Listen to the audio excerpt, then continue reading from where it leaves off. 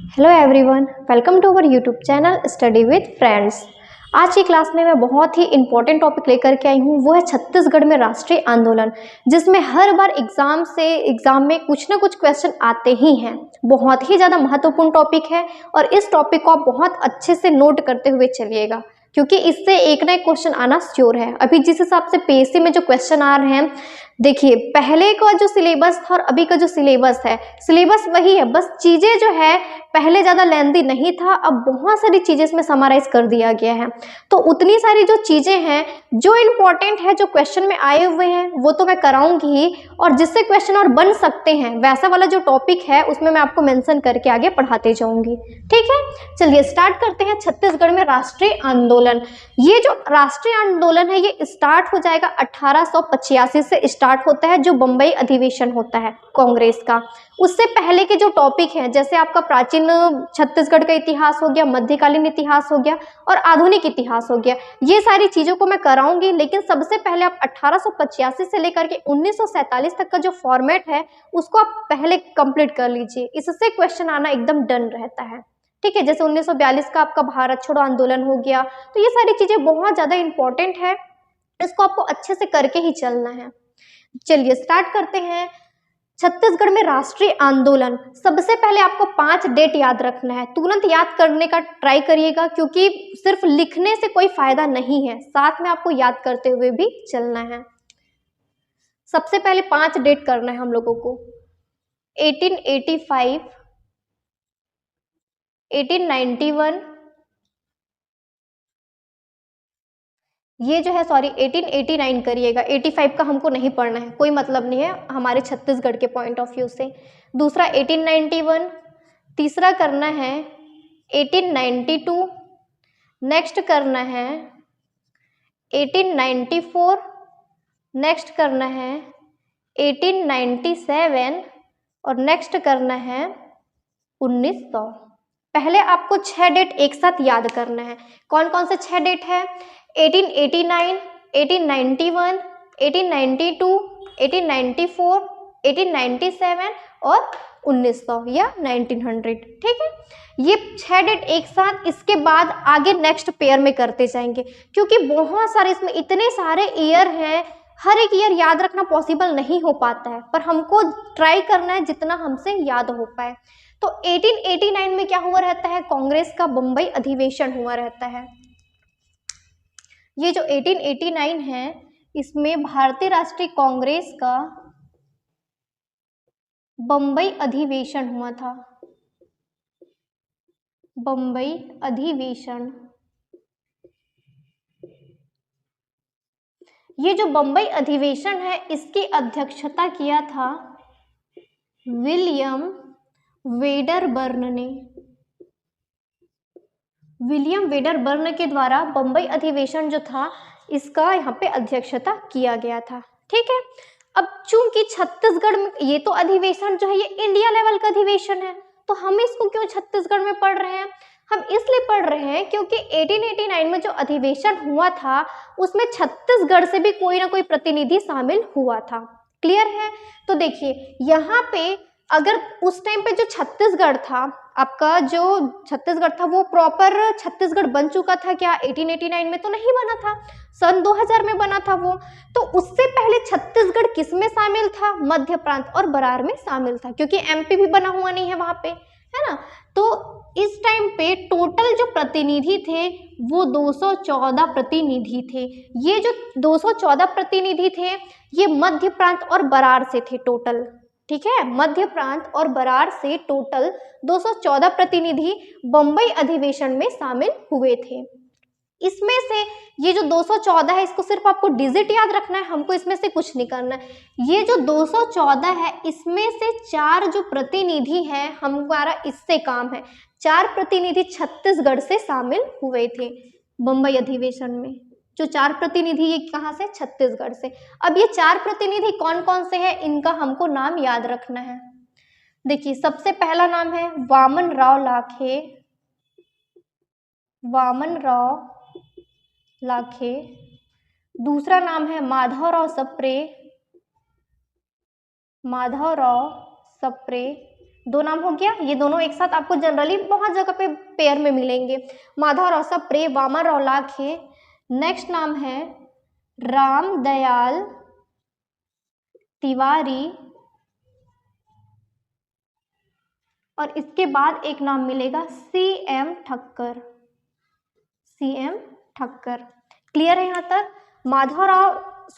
माधवराव सप्रे, वामनराव लाखे, रामदयाल तिवारी और CM ठक्कर। ये जो माधवराव सप्रे इसको फर्स्ट नंबर पे रखिएगा, ठीक है। ऐसा कोई जरूरी नहीं है कि हायरार्की में मैं बता रही हूँ, बस याद रखने में इजी जाएगा। माधवराव सप्रे, वामनराव लाखे, रामदयाल तिवारी और CM ठक्कर। ये जो रामदयाल तिवारी इसको अंडरलाइन करिएगा, इसलिए अंडरलाइन करिएगा क्योंकि यहाँ पे रामदयाल तिवारी है। आगे आप एक दो जो आंदोलन रहेगा उसमें आपको नेक्स्ट जो नाम मिलेगा वो राम गोपाल तिवारी मिलेगा। तो ये दोनों में कंफ्यूज मत होइएगा, दोनों को अलग से क्लासिफाई करके ही पढ़िएगा। वामनराव लाखे, माधवराव सप्रे, रामदयाल तिवारी और CM ठक्कर, ये चार लोग जो रहेंगे वो कांग्रेस के अधिवेशन में प्रतिनिधि रहते हैं या फिर इसमें शामिल होते हैं, जिसमें से CM ठक्कर जो रहते हैं ये कांग्रेस की सदस्यता ज्वाइन नहीं करते हैं। क्लियर है? ये CM ठक्कर कांग्रेस की सदस्यता ज्वाइन नहीं करते हैं। यहाँ तक की चीजें समझ में आ गई? ये जो आपको आंसर लेना है ये अकॉर्डिंग टू व्यापम, ठीक है, क्योंकि अभी हाल ही में जो आपका PSC का एग्जाम हुआ है 2022 में, PSC प्री नहीं बोल रही हूँ मैं, PSC के और भी एग्जाम होते हैं, वनडे एग्जाम होते हैं, तो उसमें क्या एक क्वेश्चन आया है, निम्नलिखित में से कौन सा छत्तीसगढ़ का प्रतिनिधि बंबई अधिवेशन में था, या कौन बंबई अधिवेशन में किसने आपका प्रतिनिधित्व दिखाया था, दर्शाया था। तो इसमें ये चारों के चारों नाम थे और चारों के चारों नाम को आंसर नहीं लिया है। उसमें एक और ऑप्शन था, 5 ऑप्शन उसमें था, इनमें से कोई नहीं, और वो इनमें से कोई नहीं आंसर लिया है। और उसमें आंसर क्या आएगा according to PSC? Ramchandra Rao Lakhe, ठीक है। तो आप लोग क्या करिएगा, ये दोनों चीजें क्लियर रखिए। अब यहाँ पे रामचंद्र राव लाखे को अगर वो आंसर ले चुका है PSC, तो इसका मतलब ये है कि अगर ये ऑप्शन में है तो PSC फिर से इसी को ही आंसर लेगा। और व्यापम जो है इसमें से इन चारों को मानता है कि ये जो चारों थे ये चारों के चारों बंबई अधिवेशन में प्रतिनिधित्व किए थे, वहां पे प्रतिनिधि के रूप में गए हुए थे। तो आप क्या करिएगा, ये दोनों को याद रखिएगा। ये जो है ये व्यापम के अकॉर्डिंग है, और रामचंद्र राव लाखे को अभी हाल ही में PSC में आंसर लिया गया है। बाकी इनमें से जो भी थे इनको आंसर नहीं लिया गया है। इसमें अगर ये चारों ऑप्शन में है और 5वां ऑप्शन इनमें से कोई नहीं मिलता है, तब आप क्या करेंगे, इनमें से कोई नहीं को आंसर लेंगे जब आप PSC का एग्जाम दिला रहे होंगे। क्लियर है? और अगर आप व्यापम का एग्जाम दिला रहे हैं तो व्यापम के एग्जाम में ये चारों चीजें आ जाएंगी। क्लियर है? ये 1889 ये मोस्ट इंपॉर्टेंट है क्योंकि अभी 2022 में ही इसको आंसर लिया गया है, तो इसको नोट कर लीजिएगा। रामचंद्र राव लाखे को ये प्रतिनिधित्व थे, ठीक है, प्रतिनिधि थे। इसके बाद नेक्स्ट डेट क्या है हमारा 1891। चलिए इसको भी यहीं पे बता देती हूँ। जो 1891 है इसमें हुआ रहता है कांग्रेस का नागपुर अधिवेशन, भारतीय राष्ट्रीय कांग्रेस का नागपुर अधिवेशन। और ये जो नागपुर अधिवेशन रहता है इसमें अध्यक्ष रहते हैं वकील P आनंद चार्लू, वकील P आनंद चार्लू, ठीक है। देखिए यहाँ पे ये जो वकील P आनंद चार्लू है ये मद्रास से रहते हैं,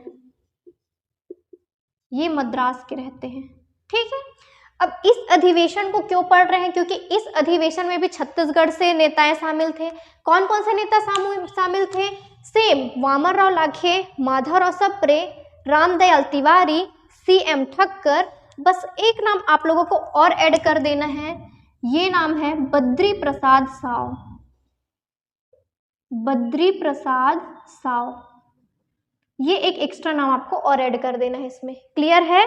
1889 का क्या रहता है, बंबई अधिवेशन रहता है। 1891 में नागपुर अधिवेशन रहता है जिसकी अध्यक्षता वकील P आनंद चार्लू ने किया था, ये मद्रास से थे। इसमें छत्तीसगढ़ से शामिल जो नेता हैं वो कौन कौन रहेंगे? वामनराव लाखे, माधवराव सप्रे, रामदयाल तिवारी, CM ठक्कर, ये 4 तो पहले भी हम लोगों ने पढ़ा है। एक नाम उसमें आपको ऐड कर देना है, बद्री प्रसाद साव। क्लियर है। अब इसमें जो है यहाँ पे प्लेस वाइज दे दिया गया है, कुछ नहीं किया है। जो नागपुर अधिवेशन है इसमें नेताओं का जो नाम है वो प्लेस वाइज है। कैसे प्लेस वाइज है? ये जो वामनराव लाखे और जो बद्री प्रसाद साव है, सॉरी माधवराव सप्रे ना, ये वाला नाम को ना पहले लिख लीजिएगा आप लोग। माधवराव सप्रे पहले लिखिएगा, वामनराव लाखे को सेकंड नंबर पे लिखिएगा। वो इसलिए क्योंकि देखो माधवराव सप्रे फर्स्ट नंबर पे है, यहाँ पे मैं माधवराव सप्रे को लेकर के चल रही हूँ फर्स्ट में, ठीक है। माधवराव सप्रे और बद्री प्रसाद साव ये दोनों के दोनों बिलासपुर से नेतृत्व करते हैं, ठीक है। और बाकी जितने जो बच गए ये सब के सब कहाँ से रहेंगे? रायपुर से रहेंगे। यहाँ तक क्लियर है। 1891 में क्या रहता है? नागपुर अधिवेशन रहता है, जिसकी अध्यक्षता वकील P आनंदाचार्लू ने किया था। और इसमें जो शामिल सदस्य कौन कौन से थे? छत्तीसगढ़ से माधवराव सप्रे, वामनराव लाखे, रामदयाल तिवारी, CM ठक्कर और बद्री प्रसाद साव, जिसमें से फर्स्ट वाले और लास्ट वाले मतलब माधवराव सप्रे और बद्री प्रसाद साव ये दोनों के दोनों बिलासपुर से रहते हैं। और बाकी जितने जो नाम बच गए यहाँ पे ये जो है रायपुर से प्रतिनिधित्व करते हैं। क्लियर है यहाँ तक? अब देखिएगा ये जो 1891 का नागपुर अधिवेशन है इसमें विशेषता क्या रहता है? क्यों विशेष रहता है? क्योंकि ये छत्तीसगढ़ में राजनीतिक एकता के विकास का एक कारक रहता है, ठीक है। जो 1891 का नागपुर अधिवेशन है ये छत्तीसगढ़ में राजनीतिक चेतना के विकास का एक कारक रहता है। और इसमें एक इम्पॉर्टेंट मुद्दा लाया गया रहता है, वो मुद्दा रहता है जंगल कर और नहर कर वापस लेने की मांग, ठीक है। जो टैक्स रहता है जंगलों के उपयोग पर या नहर के उपयोग पर, उसमें जो टैक्स है उसको वापस लेने की इसमें मांग की गई रहती है, ये इसमें महत्वपूर्ण है। क्लियर है 1891 भी। इसके बाद नेक्स्ट रहता है 1892। 1892 में हुआ रहता है इंडियन काउंसिल एक्ट। 1892 में है इंडियन काउंसिल एक्ट, ठीक है। जितने लोगों का अगर आधुनिक इतिहास वो क्लियर होगा उनको सबको पता है 1892 में इंडियन काउंसिल एक्ट आता है। इंडिया के परिप्रेक्ष्य से बता रही हूँ, या तो फिर इसको कॉन्स्टिट्यूशन में भी पढ़ाया जाता है। जो स्टार्टिंग में एक्ट पढ़ते हैं उसी में 1892 के बारे में भी पढ़ते हैं, ठीक। तो 1892 में हुआ रहता है इंडियन काउंसिल एक्ट। ये जो इंडियन काउंसिल एक्ट है इसमें मध्य प्रांत या बरार से, दोनों एक साथ था पहले, मध्य प्रांत और बरार, इसमें से एक भी प्रतिनिधि शामिल नहीं हुआ रहता है। या उनको शामिल करने के लिए वहाँ पे कोई लेटर या उनको कोई इनविटेशन नहीं मिलता है कि यहाँ से आप प्रतिनिधि भेजिए, है ना। तो इसमें क्या करते हैं, जो सेक्रेटरी ऑफ स्टेट रहता है उनसे विनती की जाती है कि कम से कम एक प्रतिनिधि शामिल करने की हमें अनुमति दे। क्लियर है? मतलब अगर क्वेश्चन बनेगा कि 1892 जो इंडियन काउंसिल एक्ट है क्या इसमें छत्तीसगढ़ से कोई प्रतिनिधि शामिल था या मध्य प्रांत या बरार से कोई प्रतिनिधि शामिल था, तो इसमें कोई प्रतिनिधि शामिल नहीं रहता है। शामिल नहीं रहते हैं इसकी वजह से क्या करते हैं, जो सेक्रेटरी ऑफ स्टेट है उनसे विनती की जाती है कि कम से कम हमें एक प्रतिनिधि तो शामिल करने की अनुमति दे, ताकि वहाँ पे चीजें क्या हो रही है हमें पता तो चले, ठीक। ये हो गया 1892। इसके बाद नेक्स्ट है 1894। 1894 में क्या होता है, छत्तीसगढ़ में भीषण अकाल होता है, ठीक है। छत्तीसगढ़ में भीषण अकाल, छत्तीसगढ़ में भीषण अकाल होता है।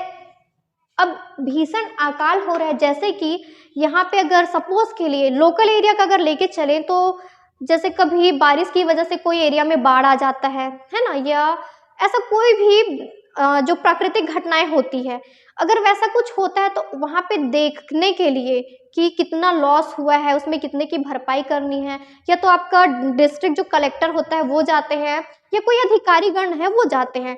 तो सेम थिंग जब छत्तीसगढ़ में भीषण अकाल पड़ा था, वहाँ पे इतनी कितनी ज़्यादा भूखमरी है, क्या है, इन सब चीज को देखने के लिए छत्तीसगढ़ का दौरा करते हैं मध्य प्रांत जो है, वहाँ का जो आपका डिप्टी कमिश्नर रहता है, मध्य प्रांत के डिप्टी कमिश्नर डिप्टी कमिश्नर, इनका नाम रहता है वुडवर्ड। वुडवर्ड ये जो है छत्तीसगढ़ के दौर पे आए रहते हैं इसी टाइम पे 1894 में। जिस टाइम पे छत्तीसगढ़ में भीषण अकाल रहता है उसी टाइम पे ये जो वुडवर्ड है ये छत्तीसगढ़ के दौरे पे आए रहते हैं, जो कि मध्य प्रांत के डिप्टी कमिश्नर रहते हैं। क्लियर है 1894 भी। इसके बाद नेक्स्ट डेट है 1897। 1897 भी सेम थिंग रहेगा, ये भी कांग्रेस के अधिवेशन के परिप्रेक्ष्य से इंपॉर्टेंट है। 1897 में हुआ रहता है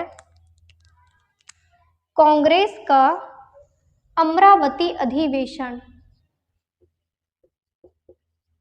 अमरावती अधिवेशन क्लियर है। 1897 में कांग्रेस का अमरावती अधिवेशन हुआ रहता है। अब इसमें आपको दो चीजें याद रखनी है अमरावती अधिवेशन में, एक तो अध्यक्ष याद रखना है और दूसरा सभापति याद रखना है।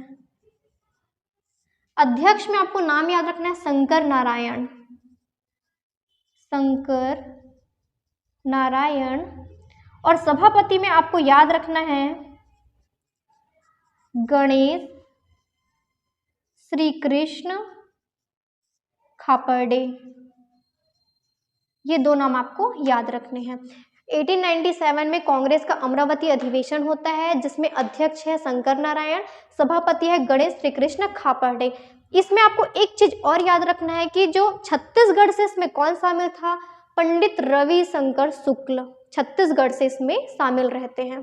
क्लियर है ये भी डेट। इसके बाद नेक्स्ट डेट है 1900 जो कि बहुत ही महत्वपूर्ण है, मोस्ट इंपॉर्टेंट डेट है। क्यों मोस्ट इंपॉर्टेंट है? क्योंकि इस 1900 में छत्तीसगढ़ मित्र, ये जो छत्तीसगढ़ मित्र है ये क्या रहता है, फर्स्ट मासिक पत्रिका। फर्स्ट मासिक पत्रिका छत्तीसगढ़ मित्र नामक फर्स्ट मासिक पत्रिका जिसका प्रकाशन होता है पेंड्रा रोड बिलासपुर से। पेंड्रा बिलासपुर से इसका प्रकाशन होता है। क्लियर है। और इसका जो प्रकाशन है वो किनके द्वारा किया गया रहता है, दो पर्सन, एक तो माधवराव सप्रे, माधवराव सप्रे, और इनका साथ दिया रहता है पंडित रामराव चिंचोलकर। पंडित रामराव चिंचोलकर के द्वारा इनका साथ दिया गया रहता है। क्लियर है। 1900 में छत्तीसगढ़ मित्र फर्स्ट मासिक पत्रिका का प्रकाशन बिलासपुर पेंड्रा रोड से होता है जिसका प्रकाशन माधवराव सप्रे के द्वारा किया गया रहता है और माधवराव सप्रे का साथ देता है पंडित रामराव चिंचोलकर। क्लियर है। ये जो पत्रिका है ये अगर देखा जाएगा, देखिए मासिक पत्रिका है ना, ये प्रथम मासिक पत्रिका, दैनिक नहीं लगा के आना इसमें, प्रथम मासिक पत्रिका है। और ये जो पत्रिका रहता है ये सिर्फ 3 साल तक चलता है, मतलब 1900 में शुरू होता है और 1903 में इसका प्रकाशन बंद हो जाता है। ठीक है, आर्थिक रीजन से। इसके बाद नेक्स्ट इसी 1900 में आपको याद रखना है सरस्वती पत्रिका। सरस्वती पत्रिका, ये जो सरस्वती पत्रिका है इसका भी प्रकाशन सन 1900 में होता है और इस पत्रिका का प्रकाशन किया गया रहता है पदुमलाल पुन्नालाल बख्शी के द्वारा। ठीक है, ये हो गया आपका टोटल 6 डेट। सबसे पहले 1889, फिर 1891, 1892, 1894, 1897 और सन 1900। क्लियर है यहाँ तक की चीजें? इसको पहले अच्छे से नोट कर लीजिएगा, साथ में ना याद करते हुए चलिए। ऐसे आप कंपेयर करके अगर पढ़ते जाएंगे, जैसे कि ये वाला जो नाम है, जैसे इसमें सीक्वेंस था, इसके पहले वाले में भी मैंने आपको यही सीक्वेंस बताया है ना। इसके बाद जो है इसमें भी यही सीक्वेंस है, बस एक्स्ट्रा एक ऐड हुआ है। तो जब ऐसे पढ़ते जाओगे आप लोग तो आपके लिए इजी हो जाएगा, क्योंकि एक फॉर्मेट में जब आप पढ़ना स्टार्ट करते हैं उसी फॉर्मेट में आगे कोई चीजें ऐड कर सकते हैं, लेकिन बीच में जब वो इधर उधर होता है तो दिमाग में जो चीज ट्रेस होता है वो ट्रेस नहीं हो पाता है ना। तो एक फॉर्मेट बनाइए, उसी फॉर्मेट को आगे कंटिन्यू करते जाइए। क्लियर है यहाँ तक? चलिए इसके बाद आगे हम लोग नेक्स्ट डेट करने वाले हैं 1900 के बाद 1901, 2, 3, 4 इसमें कुछ नहीं रहता। नेक्स्ट हम लोग पढ़ेंगे 1905। क्लियर है यहाँ तक? चलिए इसको नोट कर लीजिए, आगे मैं आप लोगों को बताती हूँ।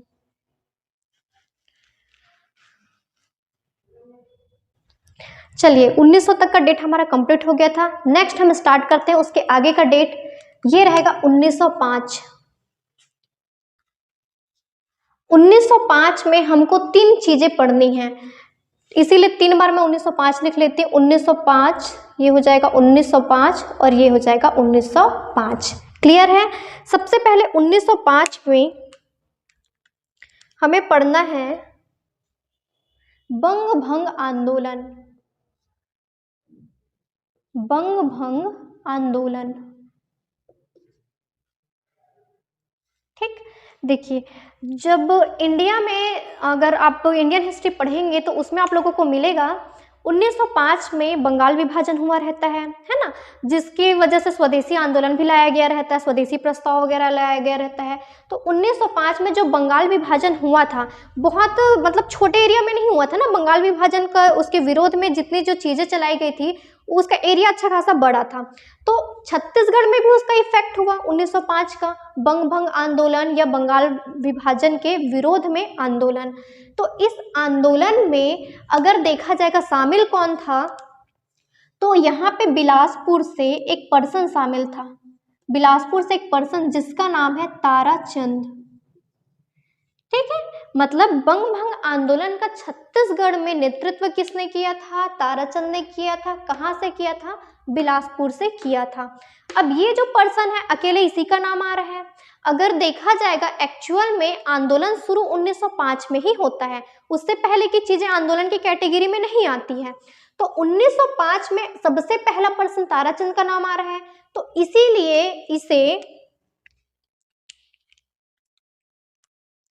प्रदेश में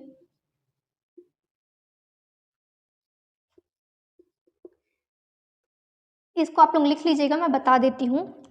प्रदेश में राजनीतिक रूप से जागृत प्रथम कार्यकर्ता होने का श्रेय जाता है। क्यों श्रेय जाता है? क्योंकि बंग भंग आंदोलन मतलब जो आंदोलन है एक्चुअल में 1905 से शुरू होता है, और 1905 में ये जो ताराचंद है वो छत्तीसगढ़ में बिलासपुर से नेतृत्व करते हैं। तो सबसे पहले अगर बंगाल विभाजन के विरोध में छत्तीसगढ़ से खड़ा कौन होता है, तो ताराचंद ही खड़े होते हैं।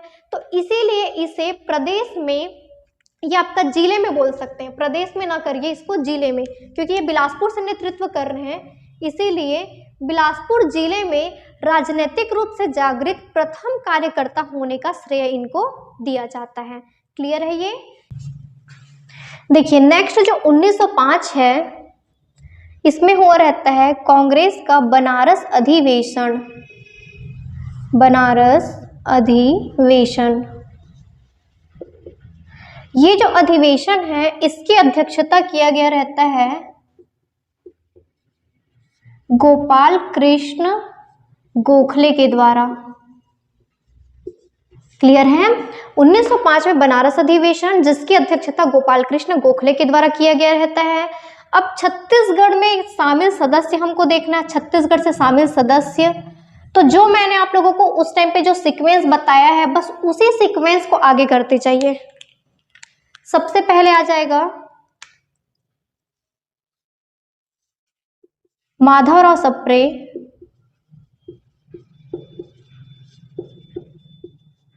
ठीक। नेक्स्ट है वामनराव लाखे,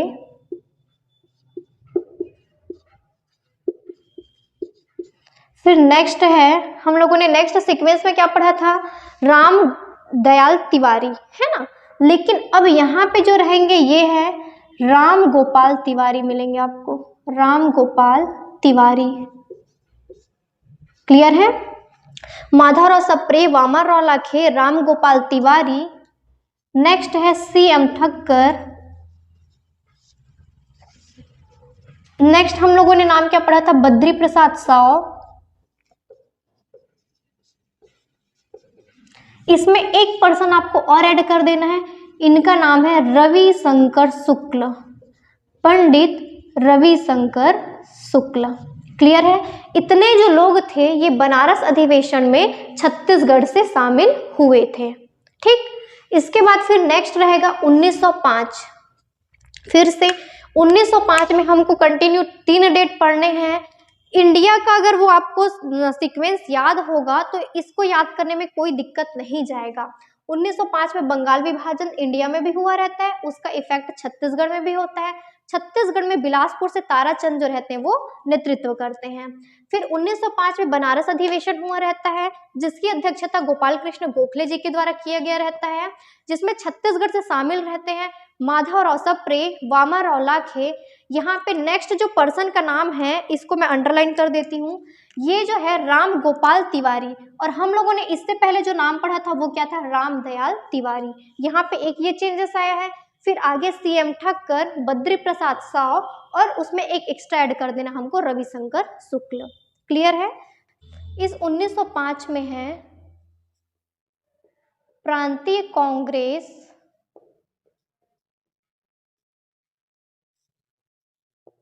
का प्रथम सत्र का आयोजन।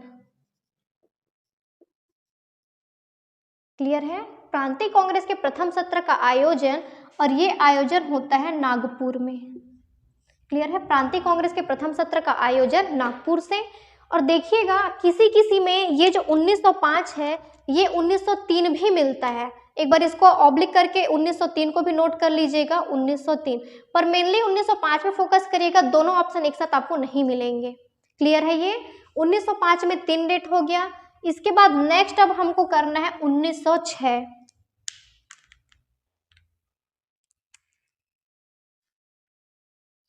1906 और ये हो जाएगा 1906। 1906 में 4 चीजें पढ़नी है। ठीक। इस 1906 में सबसे पहला हम क्या कर लेते हैं, ये जो लास्ट वाला पॉइंट है इसी को उठा के यहाँ पे रखते हैं, ये वाले पॉइंट को। प्रांतीय कांग्रेस के प्रथम सत्र का आयोजन 1905 में होता है, और इसी प्रांतीय कांग्रेस के द्वितीय सत्र का आयोजन 1906 में होता है। सत्र का आयोजन, प्रथम सत्र का आयोजन नागपुर से होता है और द्वितीय सत्र का आयोजन होता है जबलपुर से। क्लियर है। इसमें एक पर्सन का नाम इंपॉर्टेंट है, ये है दादा भाई खापर्डे, जिसको दादा साहब खापर्डे भी देखने को मिलता है। बुक में यही नाम को आपको 2-3 जगह पे अलग अलग मिलेगा। एक जगह पे दादा भाई खापर्डे मिलेगा, किसी जगह पे दादा साहब खापर्डे, तो इसमें कोई दिक्कत नहीं है, इसमें कंफ्यूज मत होइएगा। 1906 में प्रांतीय कांग्रेस के द्वितीय सत्र का आयोजन होता है जबलपुर में। इसका आयोजन जो होता है जबलपुर में होता है। ये जो दादा भाई खापर्डे है ये इस सत्र में क्या करता है, एक विदेशी विषयक प्रस्ताव लेकर के आता है, और जो विदेशी विषयक जो प्रस्ताव है वो प्रस्ताव इसमें पारित भी हो जाता है। ठीक है, इसको याद रखिएगा। ये जो दादा भाई खापर्डे हैं इनके द्वारा विदेशी विषयक प्रस्ताव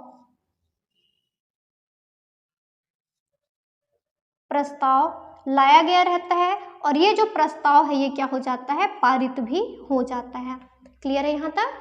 फिर नेक्स्ट 1906 में कांग्रेस का यहाँ पे रहेगा कलकत्ता अधिवेशन।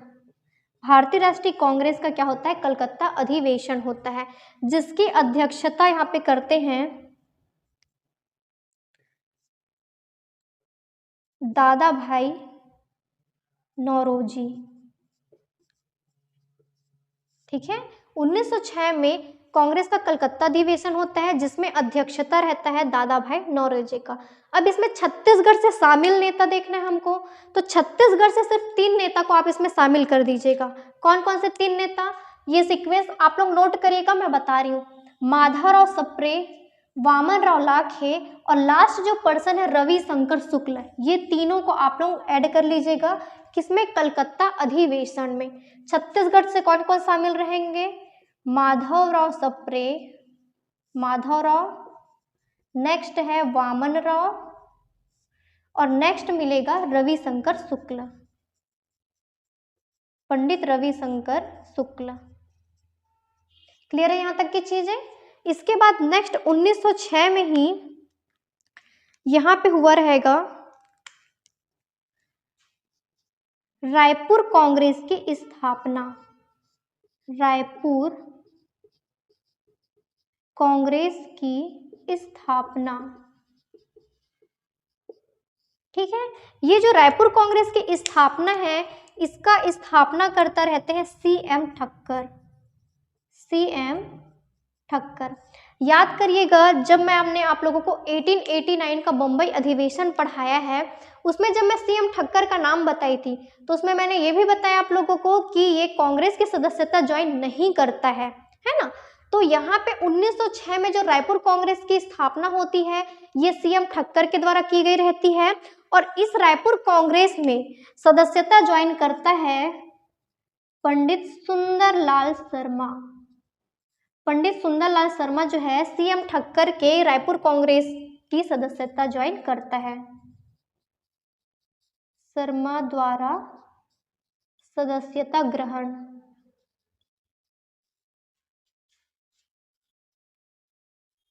क्लियर है? सुंदरलाल शर्मा के द्वारा यहाँ पे सदस्यता ग्रहण किया जाता है। ये इंपॉर्टेंट है, इसको याद रखिएगा। फिर नेक्स्ट है 1906। अब देखिए, लास्ट हम लोग खत्म किस में कर रहे हैं? पंडित सुंदरलाल शर्मा में खत्म कर रहे हैं। तो यहाँ पे 1906 में किनका रोल आएगा? पंडित सुंदरलाल शर्मा का ही रोल आएगा। पंडित सुंदरलाल शर्मा क्या करते हैं? समित्र मंडल की स्थापना। 1906 में समित्र मंडल की स्थापना। क्लियर है? 1906 में समित्र मंडल की स्थापना किनके द्वारा किया गया रहता है? पंडित सुंदरलाल शर्मा के द्वारा। पंडित सुंदरलाल शर्मा के द्वारा यहाँ पे स्टार्ट किया गया रहता है। ये जो समित्र मंडल है, एक्चुअल में इसकी स्थापना करने का रीजन रहता है स्वदेशी आंदोलन की वजह से। इस समित्र मंडल की स्थापना में जो बंगाल विभाजन के विरोध में जो गठित हुआ रहता है एक संस्था, स्वदेशी जो प्रस्ताव लाया गया रहता है ना, तो उस स्वदेशी प्रस्ताव को यहाँ पे भी प्रमोट किया जाता है। किनके द्वारा? सुंदरलाल शर्मा के द्वारा। मतलब स्वदेशी अपनाना और विदेशी का बहिष्कार करना, इसका यहाँ पे प्रमोट करने का काम कौन करते हैं? सुंदरलाल शर्मा करते हैं। ठीक है? स्वदेशी समित्र मंडल के माध्यम से। यहाँ तक चीजें समझ में आ गई। अब इसी में ही अगर वो स्वदेशी वस्तुओं को अपनाने के लिए बोलते हैं और विदेशी वस्तुओं के बहिष्कार के लिए बोलते हैं, तो वहाँ पे स्वदेशी वस्तुओं की दुकान भी लगाई जाएगी, जिसको मैं आप लोगों को आगे की क्लास में बताऊंगी। स्वदेशी वस्तुओं की दुकान जो है वो 3 जगह पे डाला जाता है। एक तो धमतरी में डाला जाता है, एक राजिम में डाला जाता है और एक महासमुंद में डाला जाता है। ये तीनों को मैं आप लोगों को बताऊंगी अलग से। और वो जो स्वदेशी वस्तुओं की दुकान डाली जाती है, तीनों अलग अलग प्लेस में 3 अलग अलग व्यक्तियों के द्वारा, लेकिन उनको सपोर्ट करने का काम करते हैं पंडित सुंदरलाल शर्मा। और इनके साथ एक और बंदे शामिल हो जाते हैं, वो रहते हैं नारायण राव मेधावाले, जिसको मैं आप लोगों को आगे की क्लास में बताऊंगी। अब आपको बस यही ऐसे ही पढ़ना है जैसे इसमें क्लासीफाई करके मैं बताई हूँ। 1905 में 3 डेट कर लिए, 1906 में 4 डेट कर लिए। बस यही एक सीक्वेंस है, इसको आगे करते जाइएगा। ठीक है? बाकी आपका जैसे इसमें सीक्वेंस पूछ सकता है, मैच ऑफ द कॉलम में पूछ सकता है। इसके अलावा मेन जो आंदोलन शुरू होना है वो रहेगा आपका, देखिए 1942 का जो भारत छोड़ो आंदोलन है, मैं आपको स्टार्टिंग में वीडियो में जब स्टार्ट की थी तभी भी बताई थी, बहुत इंपॉर्टेंट है। और वो एक अकेला जो 1942 का आंदोलन है वो बाकी आंदोलनों पे भारी रहता है, क्योंकि आपको इतने सारे उसमें नए नए नाम पढ़ने को मिलेंगे और वो हर एक नाम इंपॉर्टेंट है, क्योंकि इसमें से हर बार पीएससी से क्वेश्चन पूछता है। और जब क्वेश्चन पूछता है तो क्वेश्चन बनता नहीं है, क्योंकि हमारे पास जितने कंटेंट है वो उतना सफिशिएंट नहीं है। तो 1942 का जो अधिवेशन, जो आपका भारत छोड़ो आंदोलन रहेगा, उसको भी मैं बहुत अच्छे से समराइज करके बताऊंगी। जितने राष्ट्रीय आंदोलन है सीक्वेंस बाय सीक्वेंस में आप लोगों को इसको कंप्लीट कराऊंगी। ठीक है? इसको आप लोग नोट करिएगा, क्योंकि अभी जो है अगर पीएससी प्री दिलाना है आप लोगों को तो सबसे मेन इंपॉर्टेंट सब्जेक्ट आपका छत्तीसगढ़ ही है, क्योंकि उसे 50 क्वेश्चन आने हैं। बाकी सब्जेक्ट को भी आपको ध्यान में रखना है, लेकिन हर एक सब्जेक्ट को कंप्लीट करना पॉसिबल नहीं हो पाएगा। अगर जो पहले से पढ़े हुए हैं उनके लिए तो ठीक है, पर जो अभी पढ़ना स्टार्ट कर रहे हैं उनके लिए हर एक सब्जेक्ट को इस टाइम पे कंप्लीट करना पॉसिबल नहीं है। तो आप स्मार्ट वर्क करिए ना। स्मार्ट वर्क कहने का मतलब, अगर आपको पता है छत्तीसगढ़ से 50 क्वेश्चन आने हैं तो आप छत्तीसगढ़ को अच्छे से करिए। अगर उसमें 40 क्वेश्चन आपके बन जाते हैं, क्योंकि 50 में 50 किसी से भी नहीं बनने वाले हैं, वो जो 10 क्वेश्चन है ना वो छोड़ने के लिए ही दिया जाता है। तो बाकी के जो क्वेश्चन हैं आप लगभग 65% तक अगर सही सही बना के आते हैं तभी भी आपके पीएससी प्री निकलने के बहुत चांसेस रहते हैं। तो बाकी जी इतने जो बच गए आप अपने इंडियन हिस्ट्री में लगा दीजिए, जो कॉन्स्टिट्यूशन है भाग 5 भाग 6 इसमें लगा दीजिए, संशोधन वाला टॉपिक है उसको कर लीजिए, है ना। तो अभी अगर पीएससी प्री निकालना है तो सेलेक्ट करके ही पढ़ना पड़ेगा, लेकिन छत्तीसगढ़ को बहुत अच्छे से पढ़ना पड़ेगा आपको। क्लियर है? ठीक है, आप कंटिन्यूस को देखिएगा। मैं आपके लिए ये जो क्लासेस है ये टोटल कंप्लीट आपको मिल जाएगा। जो आंदोलन वाला जो टॉपिक है ये तो पूरी तरह से आपको कंप्लीट मिलेगा ही। इसके अलावा छत्तीसगढ़ की क्लासेस और भी चली रही है हमारी, जैसे जो आपका ज्योग्राफी वाला पार्ट है उसके भी क्लासेस कंटिन्यू आपके लिए डाला जा रहा है।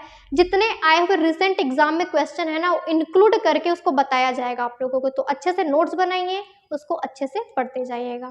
और अगर आपको हमारी क्लासेस अच्छी लग रही है, क्लासेस पसंद आ रही है, तो हमारे वीडियो को ज़्यादा से ज़्यादा अपने फ्रेंड्स में शेयर करिएगा, हमारे चैनल को सब्सक्राइब करिएगा, हमारे वीडियो को लाइक करिएगा।